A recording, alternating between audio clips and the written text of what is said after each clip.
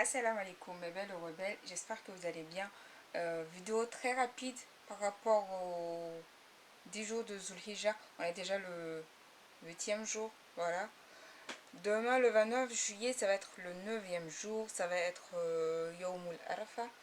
Et c'est le jour normalement où les pèlerins doivent aller sur la montagne d'Arafat, c'est en Arabie Saoudite, et passer toute la journée là-bas. Donc déjà, les 10 premiers jours de ce mois sont très très sacrés. Il est recommandé de jeûner, de faire de bonnes actions, de prier, de faire l'istighfar. Voilà quoi, comme j'ai dit, de faire de bonnes actions. Donc il y a le hadith du prophète sallallahu alayhi wa sallam qui nous dit: le jeûne du jour de Arafat efface les péchés de cette année et les péchés de l'année prochaine. Hadith rapporté par Muslim. Ce sont les petits péchés qui ne sont pas grands. Voilà. Par rapport aux filles, si vous avez la possibilité, s'il vous plaît, le jour de l'Aïd, faites un sacrifice. Je vous jure, le sacrifice remonte à notre prophète. Abraham, alayhi salam, il a voulu sacrifier son fils avant qu'on commence à sacrifier les bêtes. Donc, ce n'est pas pour rien. Le sacrifice, quand on le fait pour Allah, pour une bonne cause. Ça purifie. C'est parmi les meilleures choses pour lesquelles on se purifie. C'est un très bon moyen pour se purifier, pour se rapprocher de Dieu. Quand on sacrifie aussi, c'est pour partager avec les pauvres, ceux qui n'ont pas de moyens. Il est très important de jeûner le jour de Arafat. On est dans une période très sensible. Dieu, lui, il nous écoute, il nous observe, il n'a pas changé. Beaucoup de choses ont changé. Les pèlerins ne pourront pas jeûner cette année. Incroyable.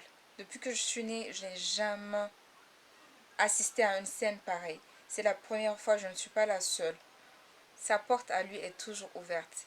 On nous dit souvent, quand il y a des événements et tout, venez comme vous êtes, venez comme vous êtes. En réalité, non. Il n'y a que Dieu, il n'y a qu'Allah qu'on parte voir comme on est. Qu'on soit pécheur, repenti, sur le point de se repentir, qu'on ait demandé pardon, tout en sachant que la minute qui va suivre, on va recommencer le même péché, il va nous accepter, à la condition que nos cœurs soient propres, que notre intention soit purifiée. Comme j'aime le dire, tout ce qu'on fait, si notre intention n'est pas bonne, ça ne servira pas à grand chose. Renouvelons nos intentions, purifions-les. Je commence à avoir mal, je tiens avec la main. Purifions nos intentions, renouvelons nos intentions, faisons le bien, ne provoquons pas les gens, soyons en communion avec les pèlerins qui sont à la Mecque, qui seront à Arafat demain. Voilà, prions pour nous,